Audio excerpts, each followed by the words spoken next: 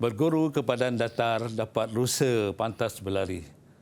Bergurulah bagai diajar, bagaikan bunga kembang berseri.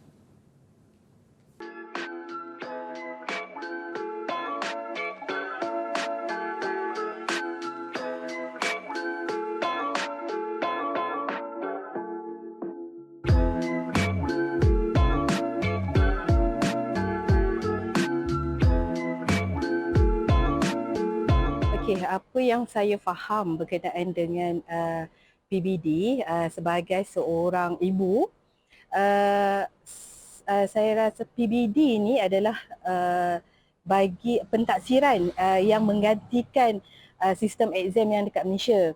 So saya nampak PBD ni lagi meluaslah sebab dia menggunakan instrumen, dia menggunakan pelbagai cara untuk kita mengetahui penguasaan pelajar tu sendiri, bukan semata-mata pada hari kejadian exam tu.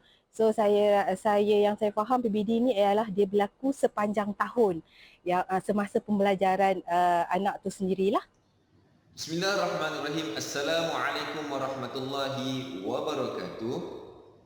Pentaksiran bilik darjah merupakan satu pentaksiran berterusan dalam sesi pengajaran dan pembelajaran bagi mendapatkan maklumat tentang perkembangan, kemajuan, kebolehan serta pencapaian murid.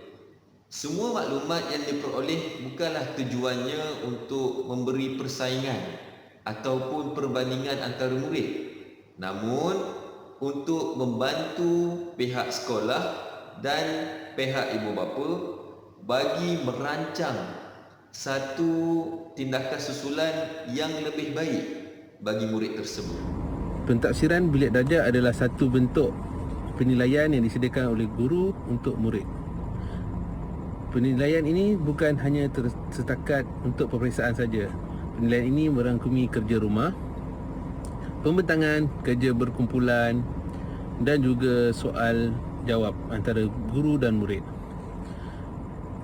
Jadi murid akan dinilai sepanjang tahun oleh guru. Tidak lagi terikat dengan hanya satu-satu peperiksaan. Ibu bapa juga boleh memantau anak-anak dengan cara melihat daripada slip yang diberikan oleh pihak sekolah setiap kali selepas habis penilaian. Ia akan menunjukkan tahap penguasaan anak-anak kita daripada tahap 1 hingga ke tahap 6, iaitu tahap yang paling cemerlang. Assalamualaikum dan salam sejahtera. Anda sedang menyaksikan sebuah program baru di Didik TV KPM iaitu Pentaksiran Bilik Darjah atau lebih dikenali sebagai PBD bersama saya Syamira Nazir. Dan dalam episod kali ini kita akan fokuskan dengan tajuk kita iaitu pengenalan terhadap Pentaksiran Bilik Darjah atau PBD. Tetapi sebelum kita teruskan sesi perkongsian dalam episod kali ini, suka untuk Mira perkenalkan seorang cikgu jurubahasa isyarat yang bersama dengan kami untuk hari ini iaitu Cikgu Azliana binti Masyuri dari SK Pendidikan Khas Jalan Pil, Wilayah Persekutuan Kuala Lumpur. Apa khabar Cikgu Azliana? Saya Cikgu. Baik, terima kasih Cikgu kerana sudi bersama dengan kami. Dan untuk hari ini, Mira bersama dengan seorang tetamu jemputan yang arif tentang tajuk yang akan kita bicarakan. Pada hari ini, beliau merupakan seorang guru dari Pejabat Pendidikan Daerah Kelang, Kelang Selangor iaitu Cikgu Muhammad Asri Ayub atau lebih mesra dengan panggilan Cikgu Asri. Assalamualaikum Cikgu. Assalamualaikum. Sihat Cikgu? Alhamdulillah sihat. Baik Cikgu, hari ini kita tajuknya merupakan pentaksiran bilik darjah, pengenalan terhadap PBD itu sendiri. Jadi, saya kira Cikgu orang lebih arif untuk berkongsi tentang tajuk pada hari ini. Cikgu sudah bersedia, Cikgu? Saya bersedia, Mira. Baik, kalau macam tu, Cikgu boleh ambil tempat. Okey, silakan Cikgu. Terima kasih, Mira. Okay. Para penonton, ibu bapa dan guru-guru yang semua sekalian, hari ini saya beri ruang dan peluang untuk berbicara tentang pentaksiran bilik yang saya anggap pasti boleh dilaksanakan oleh para guru khususnya dan ibu bapa pasti perlu memahaminya. Dan untuk melaksanakan pentaksiran bilik darjah ini, kita pertama-tama kena memperkasakan PBD itu. Kenapa? Sebab kita nak menerajui kecemerlangan. Khususnya nak membina watak, membangun rasa murid. Jadi nak membina watak, membangun rasa murid, guru berperanan sebagai pembedah cara dan pembimbing dan pembedah cara pada ini. Ya, dan dengan peranan guru itu sebagai pembimbing, saya yakin PBD ini pasti boleh dilaksanakan sebaik mungkin yang boleh. Sebab itu berpegang pada konsep teraju kerjaan, tekun, rajin dan jujur, pasti akan menghasilkan satu kejayaan yang kita hasratkan untuk membentuk kemenangan anak murid kita pada masa akan datang.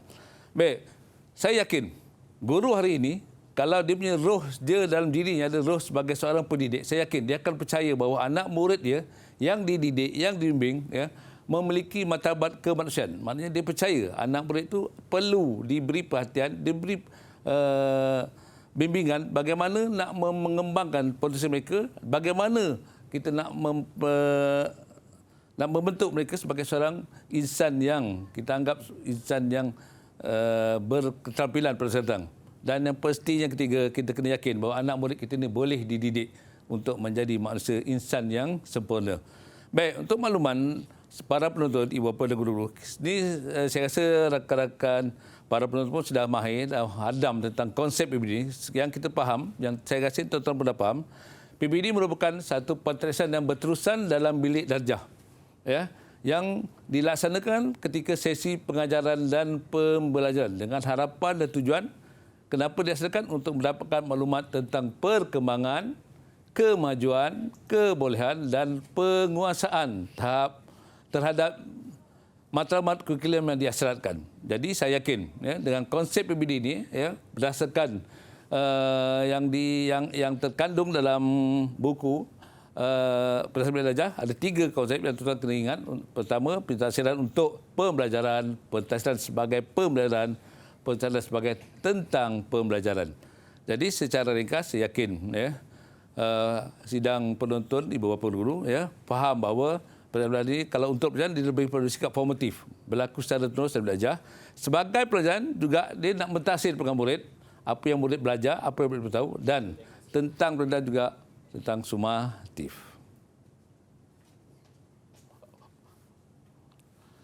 Dan objektif PBD, ya, berdasarkan dari konsep yang telah saya nyatakan, jelas tertera bahawa objektif PBD ialah untuk mendapatkan gambaran tentang kemajuan penguasaan murid, di samping kita dapat beri maklumat kepada guru tentang apa yang mereka telah sampai, apa yang mereka ajar kepada anak mereka. Jadi melalui PBD secara tak langsung, guru dapat mengesan pengetahuan sedia murid, mengesan perkembangan murid secara menyeluruh, dan pastinya dapat mengenal pasti kekuatan dan kelemahan murid dalam sesi pengajaran pembelajaran.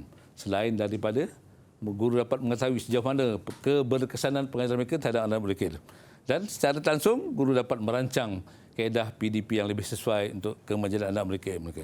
Dan melalui PDP juga, secara langsung murid dapat mengetahui di mana tahap kelemahan mereka, di mana tahap kekuatan mereka. Dapat secara langsung dapat mengesan perkembangan diri mereka. Dan yang pastinya, anak murid akan dapat mengenal pasti kekuatan dan kelemahan dalam jiwa mereka ketika menghadapi sesi pengajaran dan pembelajaran. Dan yang utamanya dapat meningkatkan pencapaian pembelajaran mereka. Terima kasih Cikgu. Itu dia seringkas tetapi padat tentang pengenalan bagi PBD ataupun pentaksiran bilik darjah. Merupakan satu pentaksiran yang berterusan dalam bilik darjah dan murid pun dapat mengenal pasti kelemahan ataupun kekuatan mereka di mana di dalam sesi pembelajaran itu. Baik Cikgu, kita akan berhenti berehat seketika. Kita akan kembali selepas ini hanya di pentaksiran bilik darjah. Jangan ke mana-mana. Terima kasih.